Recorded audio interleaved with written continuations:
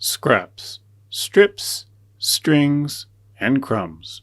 We all have them, but maybe we don't know how to use them, or maybe we're not using them. If this is you, well, stick around because you might be interested in this.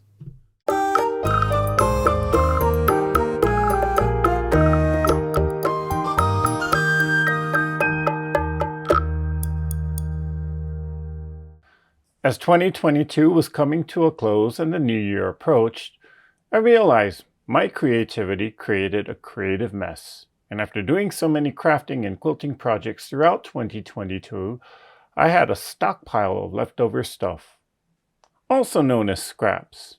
Now, it doesn't matter what type of maker you are, whether you're a quilter or if you're a paper crafter, an ornament maker, or even a woodworker. After every project, you have to deal with the scraps. And us quilters, we're no different. No matter how much effort we put into trying to just get rid of our scraps, they seem to multiply in various ways and shapes and forms. And so at best, we just try to contain them by using them up.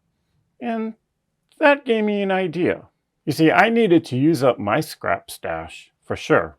So I figure, let's turn this into a year-long project that I can work on in between all the other quilting projects I got going on.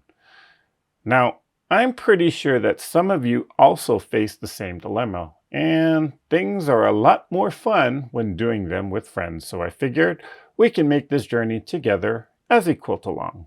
So in this video, I'm going to lay out the groundwork for this quilt-along. I'll explain how this quilt-along is going to work. And if you've been doing some of my other quilt-alongs, you kind of might have an idea. Then, of course, towards the end of the video, we'll get started constructing our first block. If this piqued your interest, well, let's get started.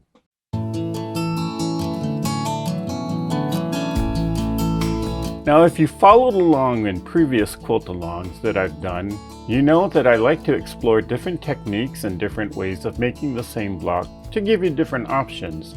And this quilt-along will be no different. There will be 12 block designs, each block measuring 12.5 inches unfinished. Every month, a new video tutorial will be posted giving you instructions on how to construct the block for that month.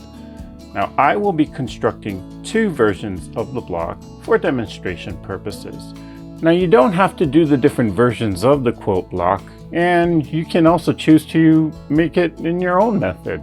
You don't necessarily have to follow exactly what I'm doing. You choose the look and the method that you want to do. You can make as little or as many blocks as you want. And for the most part, if you make multiples of the same blocks, well, you can turn it into a whole quilt top. Furthermore, I've divided this quilt-along into 4 separate parts. Each part will focus in on some idea, let's just call it, and these ideas will give you some creative ways to use up your scraps. Starting in January 2023 will be part 1, where we will explore how we can use strings and crumbs to make traditional quilt blocks. Then in April, we will start part 2, where we will explore using scraps to make applique pieces. July will bring part 3, where we explore blocks that are traditionally made with scraps. Then in part 4, we will explore how we can use our specialty rulers and templates to make some interesting blocks using our scraps. You can do all 4 parts, or you can just do 1 or 2. And you can decide whether or not you want to make all the blocks or just a few of the blocks. The choice is yours. I give you permission to make this quilt-along customizable for you. And as an added bonus, I'll be doing a giveaway for those that share their photos on the Facebook group. More on that later.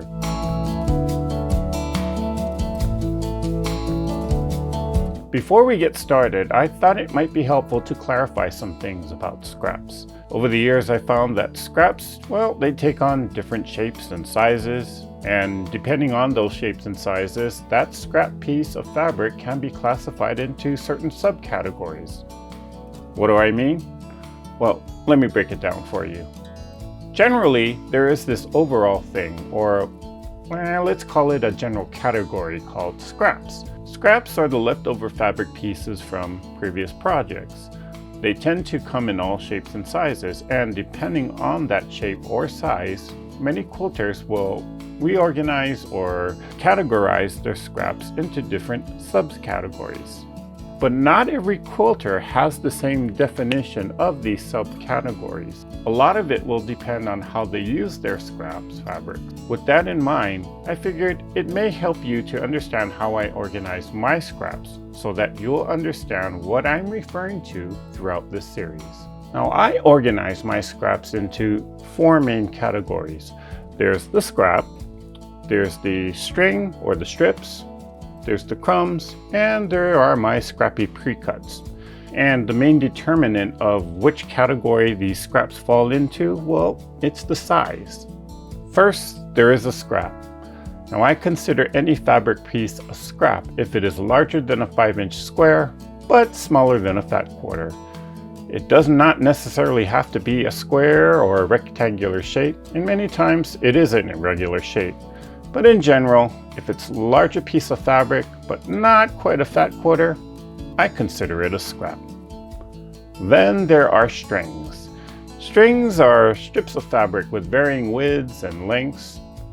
When I'm cutting a fabric to straighten the edge, that's usually how I get strings.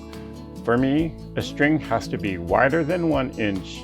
Any skinnier, it's not worth saving. Now, in terms of the length, well, I consider it a string if it's more than 6.5 inches. Any shorter, I would just put it in my crumb bin. Speaking of which, let's talk crumbs. Crumbs are smaller pieces of fabric. Usually if it's smaller than a 5-inch square, I'll put it in a crumb bin. They're usually irregular shaped pieces. Perhaps they were triangles that were cut away from making a half-square triangle. Or maybe I was fussy cutting a certain print motif and I am left with a fabric that looks like Swiss cheese. And sometimes after straightening a fabric, I usually have I might have some unusually shaped piece that I'll just consider it crumb. Now, these are by no means any definitive definition. I mean, if you ask another quilter what a string or what a crumb is, they'll probably give you a totally different definition. These are just me sharing my thoughts about how I organize my scraps so that when I talk about a string or a crumb, you know exactly what I'm referring to. Now that we clarified all of that, let's get into constructing our first block.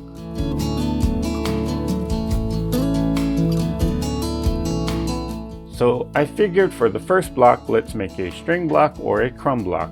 Now again, you can make one or the other, or if you really want to follow along just exactly like how I am, just make one of each. That choice is yours. For the crumb block, well, if you followed the 52 blocks 52 week series, you'll recall that in week number 18, we did the crumb star. And in that video, I showed you how to construct your own crumb block. Now, in case you forgot, here's a quick review.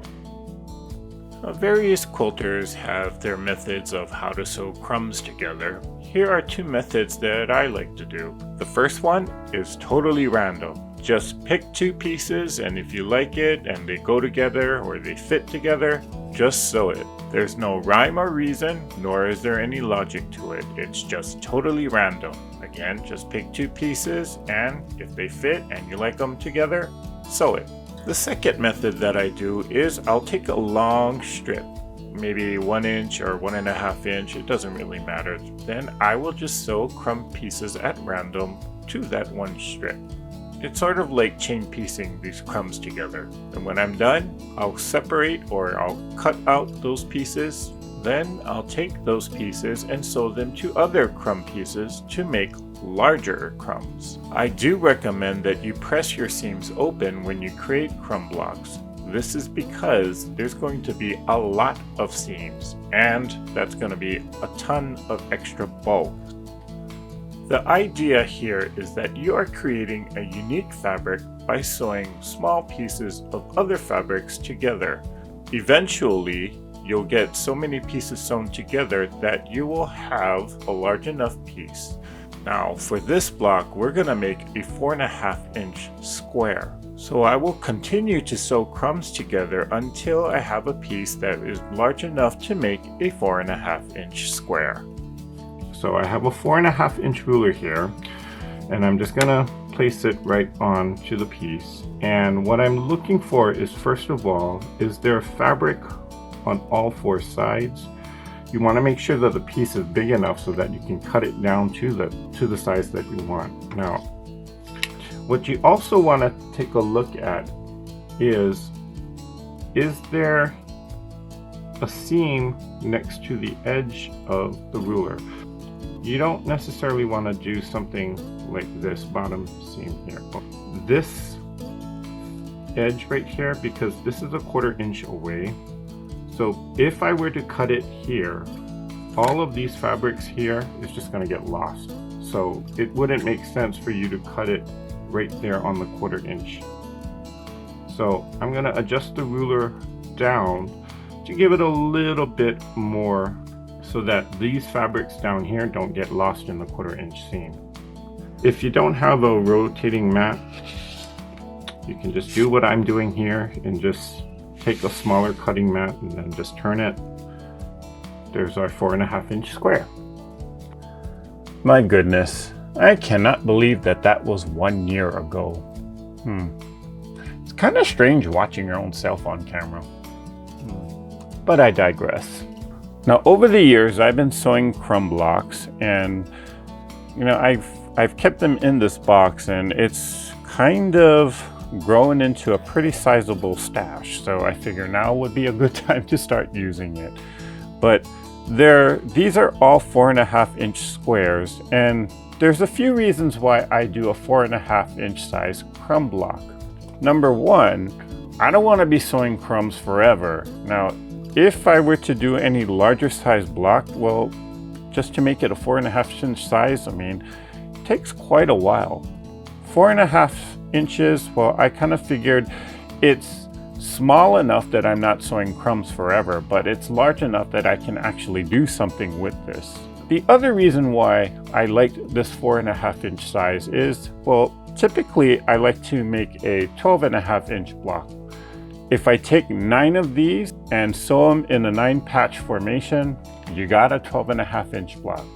And that's exactly what we're gonna do. So let's choose 9 of these crumb blocks here, and let's sew them together to make our 12.5 inch block. I want to use this one. Yeah, this one has some different fabrics. This has got a good variety. I'll choose that one and choose that one. How many is that? 1, 2, 3, 4. Oh, look at that one. That one's really random, but it's got the same general type of fabrics there.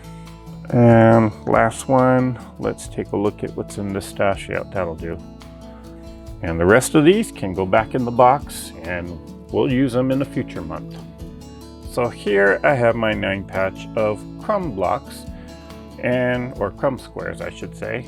And just like any other 9 patch, we're gonna sew to make rows. Then we'll sew the rows together to make our block. So let's get that done.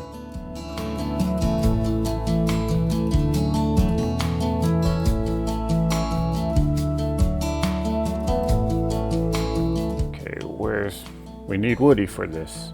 Now, whenever I sew crumb blocks, I always like to press the seam open because, well, there's a lot of bulk in these blocks because you got a lot of different fabrics all kind of coming together, and some of these pieces are kind of small. And so I like to just press the seams open. I'll give this block a good press when we get it all sewn together. But for now, finger pressing, or if you got Woody, let's get Woody out.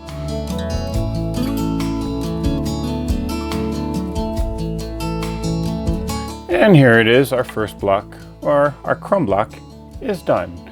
Now this block should be around 12.5 inches unfinished, so if yours is within the ballpark, you're good to go.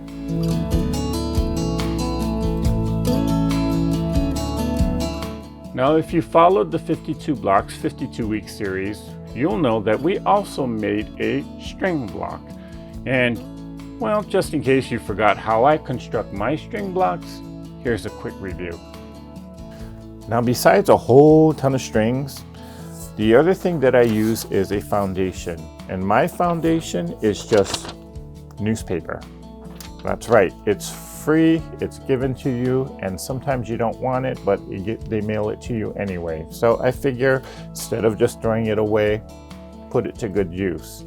Now, if you don't want to use newspaper, or if you don't have newspaper, you can use just regular copy paper. If you are willing to spend the money, there are also specialty foundation papers that you can purchase from quilt stores, or you can also use interfacing. Now, if you're a fashion designer or if you sew your own shirts, you might have some extra interfacing lying around. That can also be used.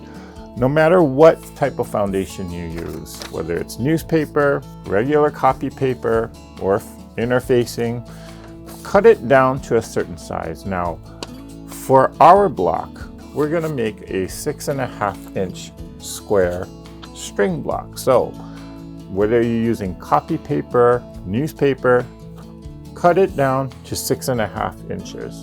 So when working on string blocks, I usually take my container of strings and dump it out on my sewing table.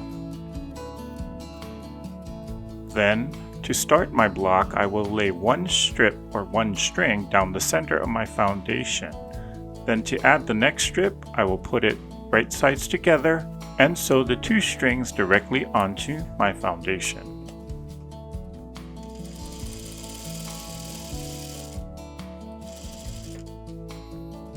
Make sure that your string pieces extend beyond your foundation, and any excess, just cut it off.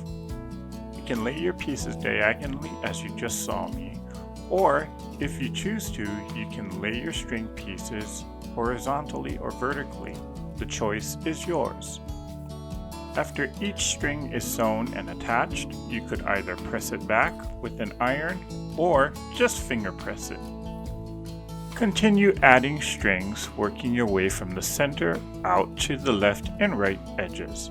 So when you choose your strips, you just want to make sure that it extends beyond whatever foundation that you're using. Okay, if this were to be, for example, if I choose this piece, that's really too short because I do have enough space here, but not enough down here. So you want to just make sure that it hangs over your foundation, just to ensure that it's not going to create a hole again, or that it's long enough. Now, as I come closer and closer to the edge, I'm trying to be aware of making sure that when I do sew the piece on, it's going to go all the way and cover up the entire newspaper. But as you can see here, I thought I had it, but there's still a little bit of piece of newspaper sticking out there. So, not to worry. Here's how you can fix it. Just cut it down, use the scissors, and just cut it down a little bit more here. And just grab another piece. Just grab another piece and sew it on. Now this piece, I know when I turn it over, yep, it's gonna cover the entire foundation. So let's do that. Sewed all of our strings. There's none of the foundation is showing up, so it's time to trim the blocks down. And to do that, very simple. So I have my ruler here, and I am just going to use the paper as my guide as to where I'm going to cut. So I'm just lining up the edge here on the side, and just lining up the ruler edge and the paper edge right there on the side, and we'll just trim all of that off.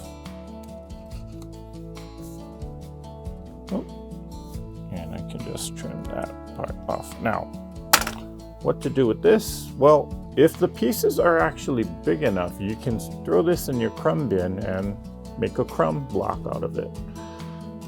And here is our string block. So just like my crumb blocks, I have an accumulation of string blocks that I do in between different projects. And well, again, let's start using them up. So now these are all 6.5 inches. And well, if I sew 4 of them together like a 4-patch, I can get a 12.5 inch block. So that's one of the reasons why I like to sew 6.5 inch string blocks. Unlike crumb blocks though, crumb blocks take time to make because you're sewing a lot of individual small pieces. String blocks I can do fairly quickly, so I don't want to make them too big, but I also don't want to make them too small. And so I found that 6.5 inches is a good size for me. So with these 6.5 inch blocks, in order to get that 12.5 inch block size, I'm going to need 4 of them, and we're going to sew it together like a 4-patch. I'm going to choose a red. I'll choose a couple of random color ones, like, ooh, I like that. Let's see, I'll do that one. I don't know, maybe I won't do the red. Or maybe I'll save these for some specific block later on. But I want to kind of feature the randomness of a string block. So, ooh, I do like that one. Well, maybe not. This is part of the fun part of doing blocks like this. You know, you just kind of look through it and see what's in there. Oh, yep, that's the one. Okay. And the rest of these will go back and we'll use it in a future month. So with the string block, now I've sewn all of these string pieces in a diagonal formation. So I could do something where it kind of goes in a square, or it makes this square shape. I could also do it so that maybe they all go, or maybe they all slant in the same direction, like this. Maybe they cross and do like this, kind of like a chevron shape. I think for just my own peace of mind, I'm just gonna do it like this. Okay, now I still have the paper attached. Once I get this block sewn, I'm gonna start ripping off, or I'll rip off the paper later. But let's get this block sewn together. I should mention, one thing about string blocks like this, I use varying widths. And I do that because I don't want to have to worry about matching up the points here at the seams. So if you are, or if you don't want to worry about something like that, just do a string block that has varying widths, because in the end, that's not going to matter if you use varying widths. Now, if you use the same size strip or strips with the same width, those points are going to matter because it's going to be noticeable. So keep that in mind when you do your string blocks. If you're using strings that have different size widths, just sew it together. You don't have to really worry about your points matching up. But if you're using strings that all have the same width size, you might want to rethink that, because when you sew your seams together, those points don't line up. It's going to be noticeable. So keep that in mind.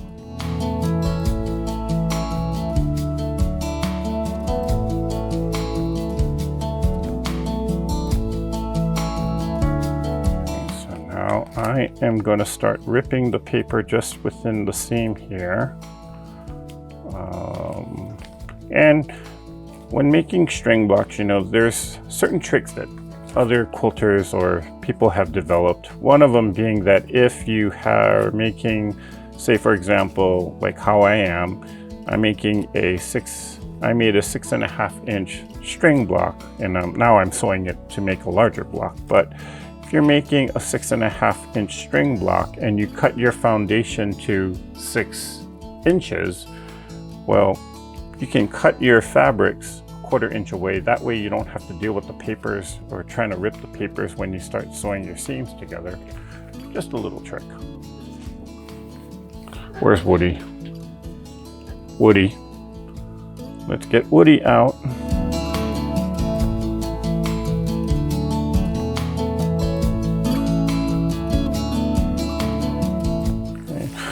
Now on this block, matching up that center, well, it is going to matter because it's going to be noticeable if it's off. So I do my best to match up that center point.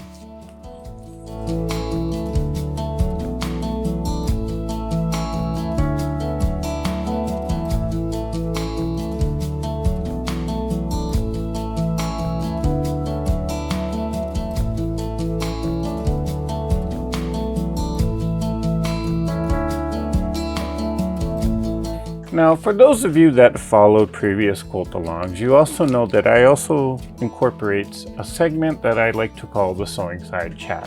Basically, it's just me kind of giving you food for thought, or maybe I might be telling you a story. I'm just pretending like you're here with me and we're just kind of chit-chatting along. So I'm here ripping my paper, and I figure I might as well do a Sewing Side Chat segment while I do this. As I said before, there's a certain method that I have in terms of how I organize my scraps. And as I've mentioned before already, different quilters organize their scraps according to how they use them. And they will classify their scraps in different ways. They'll store it in different ways. And so I showed you my organization method for dealing with the scraps. So I'm kind of curious, how do you organize your scrap stash? Do you do something similar to mine, or do you do something totally different? Leave a comment below. You know, let's share some ideas of how we organize our scraps, and more importantly, how do you use your scraps? Do you make string blocks? Do you make crumb blocks? Or do you just do all sorts of pre-cut sizes? I do have a pre-cut stash somewhere. Oh, it's down there. You know, I've been kind of organizing my quilting space, and so I kind of rearranged and put things in different spots. It's ironic that I should feel more organized, but I actually feel a little bit more disorganized. Go figure that one. You know, I do know that a lot of quilters will cut up their scraps or their larger scraps into pre-cut sizes. They will do 2.5-inch strips, they will do 2.5-inch squares, they will do 5-inch strips, 5-inch squares.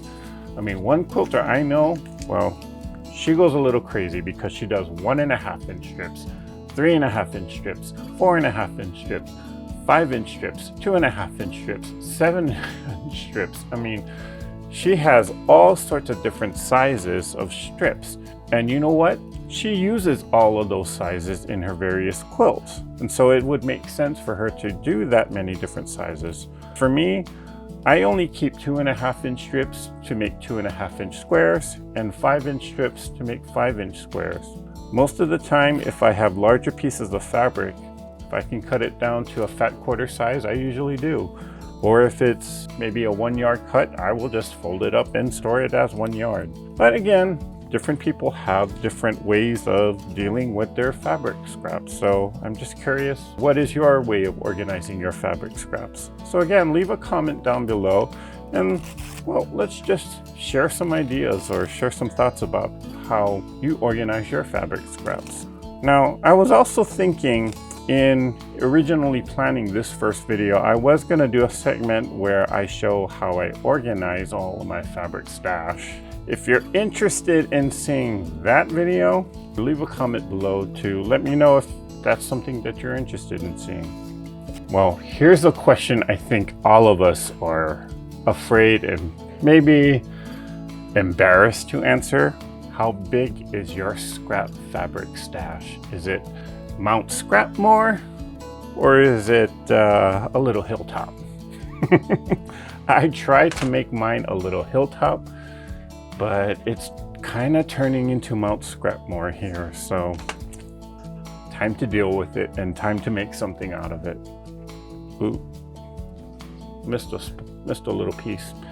But I got most of the paper out from there. I'm going to press these seams open and give the block an overall good press, and we'll call this one done.